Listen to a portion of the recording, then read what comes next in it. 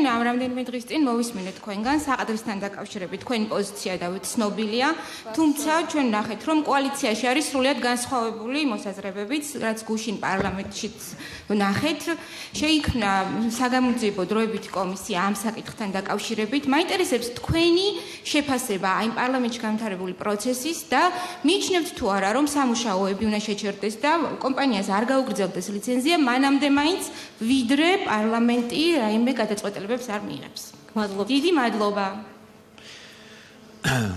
მადლობთ. მე გავაკეთე უკვე კომენტარი ამასთან დაკავშირებით. მე კიდევ ერთხელ მინდა რომ უფრო ზოგადი განცხადება გავაკეთო.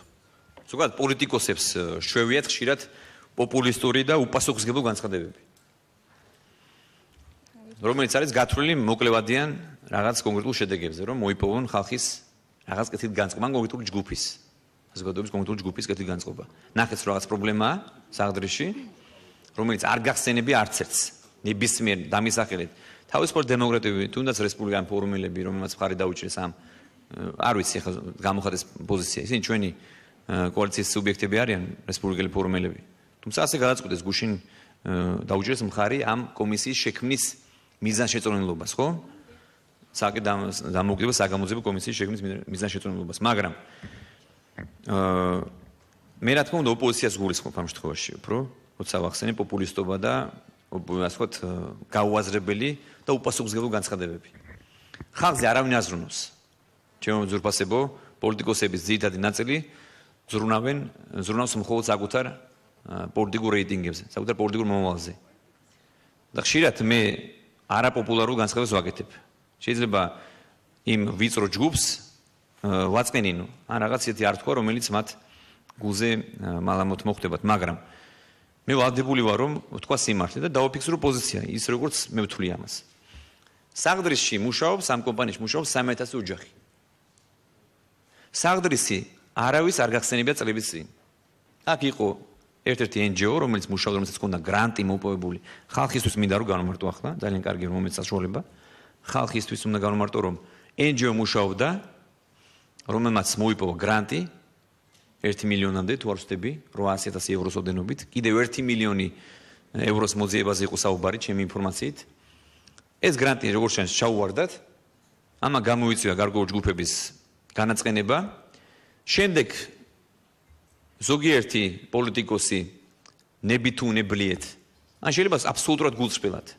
შეიძლება აქ ტენდენციურობა არ არის ზოგიერთ პოლიტიკოს შემთხვევაში, ან ზოგიერთი საზოგადოების წარმომადგენლის შემთხვევაში. მე არ გამოვრიცხავ ისინი გულწრფელად, გულისტკივილი და ეს ასე არის ალბათ, ხო?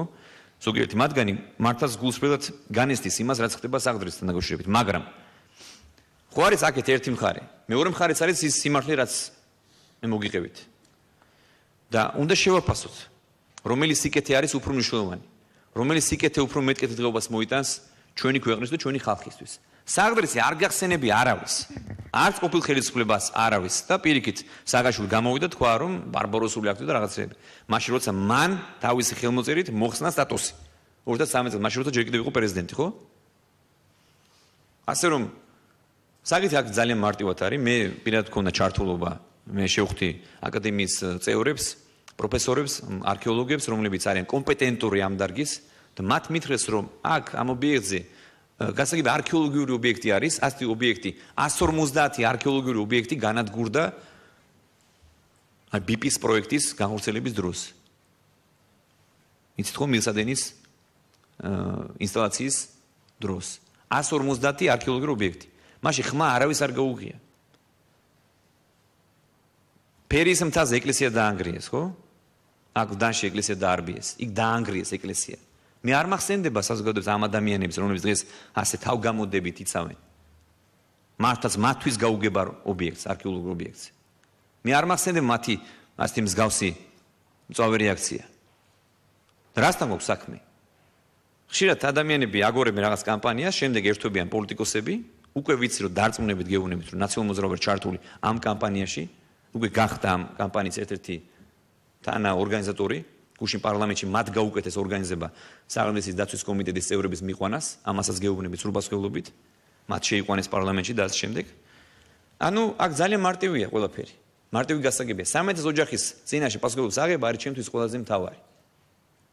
არქეოლოგიური ობიექტი ძალიან ზურფასია, კულტურული ობიექტი ძალიან ზურფასია და 1000 ბრალდებები გვესმის, რომ თავრობის ინტერესი, ბატონი ბიზნესმენის ინტერესი და შემდეგ.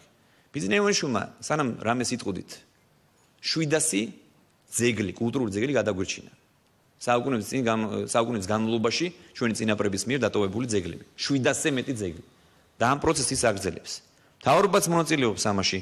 წელს 100-ზე მეტი ობიექტი, უბრალოდ 2 წელიწადში 100-ზე მეტი კულტურული ძეგლის რეაბილიტაცია მოვახდინეთ. დავიწყეთ მნიშვნელოვანი პროექტები, ისეთი როგორც არის მუცო, ჩაჟაში, დართლო და ასე შემდეგ. ხევსურეთში გვაქვს ჩვენ პროექტები. ასე არ შეიძლება ყველაფერი შედარებითია, რა გვჭირდება ჩვენ, რა შეიძლება საზოგადოება, რა შეიძლება ჩვენს ხალხს. რომელი უფრო მნიშვნელოვანი სიკეთეა. პოლიტიკოსებმა უფრო მეტი პასუხისმგებლობით უნდა გავაკეთოთ განცხადებები.